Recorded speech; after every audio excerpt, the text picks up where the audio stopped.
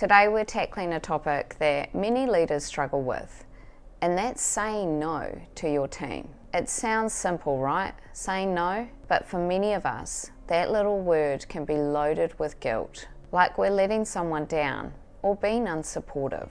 If you've ever found yourself agreeing to something you don't necessarily agree with, or have the capacity for, or even blurring the lines between a leader and a friend, just to avoid saying no, you are not alone. This is a common challenge for leaders at all levels. Many of us are conditioned at a very young age to be people pleasers, often believing our value is tied to our helpfulness and a willingness to say yes. We can fear disappointing others, causing conflict, or being seen as uncooperative, which can lead to feelings of guilt and a fear of rejection.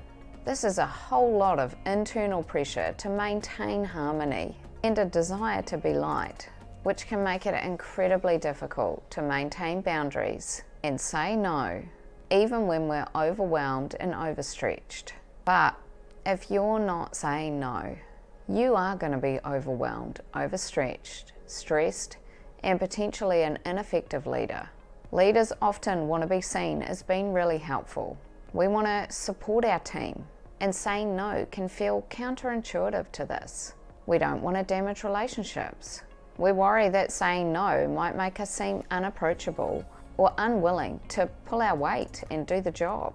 We can also feel responsible, leading to us wanting to say yes to everything. But again, constantly saying yes is going to lead to burnout, resentment, and ultimately you're not going to be that effective for your team anyway, because your plate's going to be too full.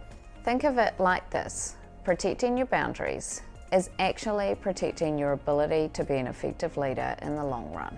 If you agree to everything, you're potentially letting time be spent in things that you don't ultimately support, agree with, or think is going to contribute to the organisation in the long run. And if you're the one that is doing it, so you've said yes and now you've got to do whatever it is you said yes to, you're impacting your energy to be able to put into things that are far more effective and do pay off in the long run.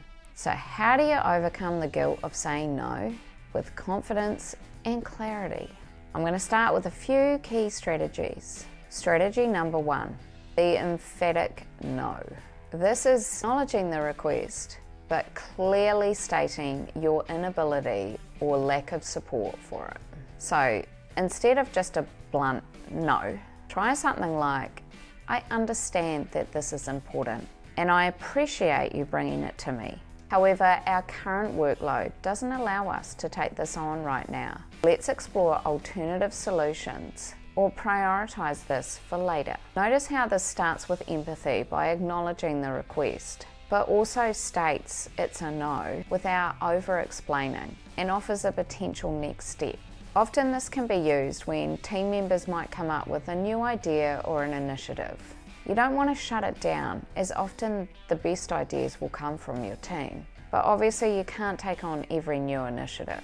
Now, this is fine for a new idea or initiative that you actually support, but sometimes you need to say no because it's actually not a good idea, or it's not possible, or it doesn't fit with your structure or organisation or whatever. In that scenario, I would suggest that you hear them out and then respond with something along the lines of, I understand that this is important and thank you for raising it. I appreciate your honesty. However, we are unable to support this request due to X and whatever that reason is. And don't make it a big long reason. Make it clear. So perhaps somebody is raising with you that they want to be able to change their hours to start early so that then they can finish early and pick their kids up from school. But their role is pure client facing.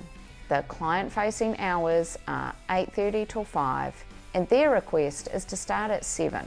If this is something you know you definitely cannot support, as it's going to reduce availability for clients and it's going to put additional work on team members, then it's important that you clearly tell them this. Most of us need the why, not just the no. Now, strategy 2 is the time-bound no. This is useful if you can't support it now, but you're pretty sure you can support it in the future. Perhaps it's a situation where a team member is asking you to support them with a project that isn't part of your direct responsibility, but you know they want your support because it's going to help with the stakeholder relationship. You could say, "That sounds like an interesting project. Unfortunately, my schedule is completely full until November. Let's revisit this then and see if I have the capacity to assist." This sets a clear expectation and avoids a vague maybe that can lead to further repeated follow-up and potential disappointment. It also puts you on notice to check back in. So make sure that you mark in your diary so you're ready to have that conversation at whatever time in the future you've said that it could be possible. And then you can be ready to either say yes or say no. Don't keep stringing them along. If it's a no at that point, say no. Strategy 3 is the delegating no. Sometimes the best no for you is a great yes for somebody else.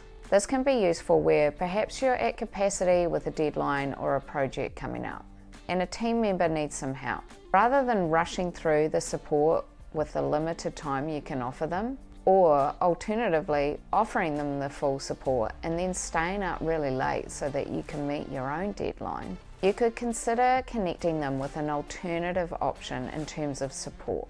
Perhaps you have a colleague that could lend a hand, or even better, depending on the situation, another team member who is their peer, who has good skills in that particular area and the capacity to help them out. In this example, you could say, "That is a great initiative. While I can't personally take it on right now, I think Joe Bloggs would be a fantastic person to lead this. They have the skills and the capacity, so let's talk to them."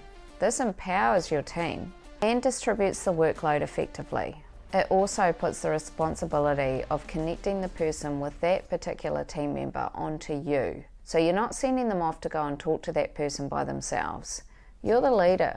You need to take responsibility for having assigned them somebody else to help. So do a check-in with that particular staff member first. Make sure they do have capacity and they are happy to help, and then connect them. These are just a few short scripts to get you started. The key is to be clear, concise and reasonable.